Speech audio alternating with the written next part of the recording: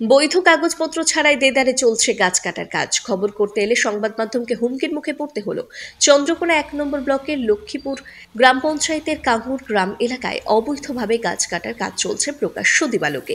বেশ কয়েকটি গাছ কাটার পরে কোনো বৈধ কাগজপত্র না থাকায় গাছ কাটতে বাধা দেয় এলাকার মানুষ ও জনপ্রতিনিধিরা। ঘটনার খবর পেয়ে খবর করতে গেলে সংবাদ মাধ্যমকে হুমকির মুখে পড়তে হলো গাছ পাচারকারীদের কাছে।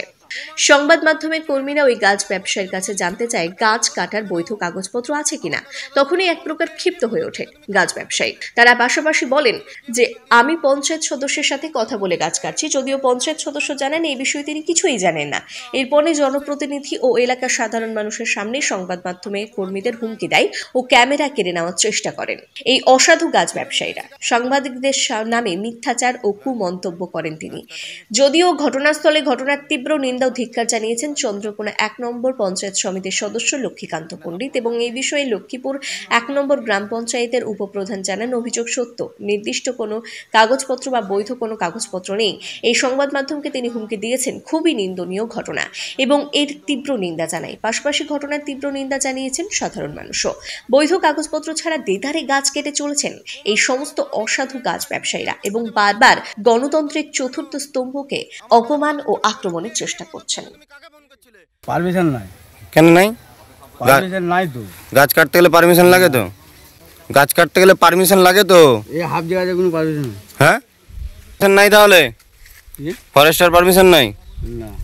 পঞ্চায়েতের নো অবজেকশন। পঞ্চায়েতের মেম্বারকে বলে কাটা। কে মেম্বার কে? কি নাম তার? কি নাম? হ্যাঁ,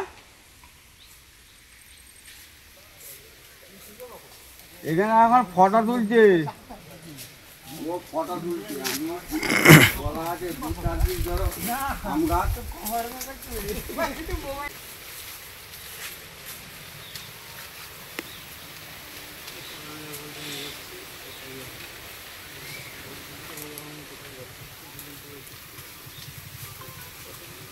কাকে ফোন করলেন? কাকে ফোন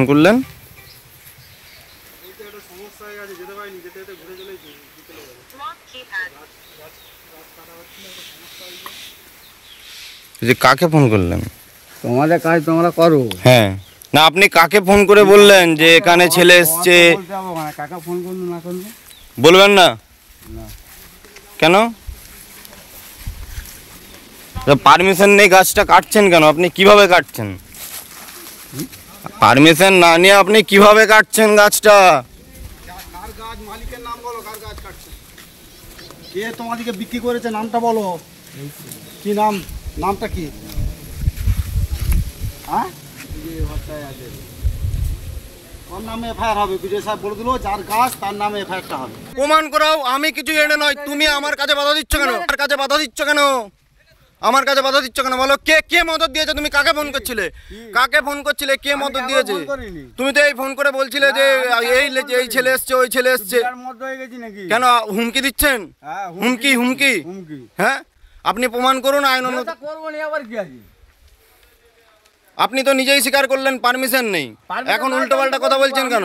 তারা তো আমাদেরকে কোনো রকম কিছু, যিনি গাছ কাটছেন কোনো রকমভাবে কোনো কিছু আমাদেরকে ইনফরমেশান দেয়নি এখানে, বা পারমিশনও করেন।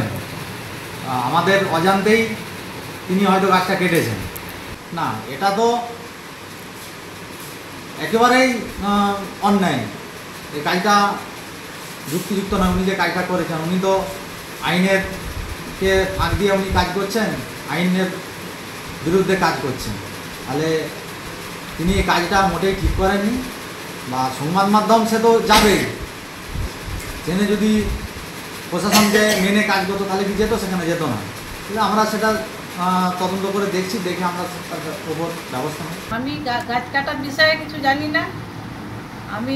ওরা আমাদের নাম ভাঙিয়ে যদি করে সেটা আইনত আমরা ব্যবস্থা নিব বা প্রশাসনের কিছু ব্যবস্থা নিব, কারণ গাছ কাটা বন্ধ হয়ে গেছে।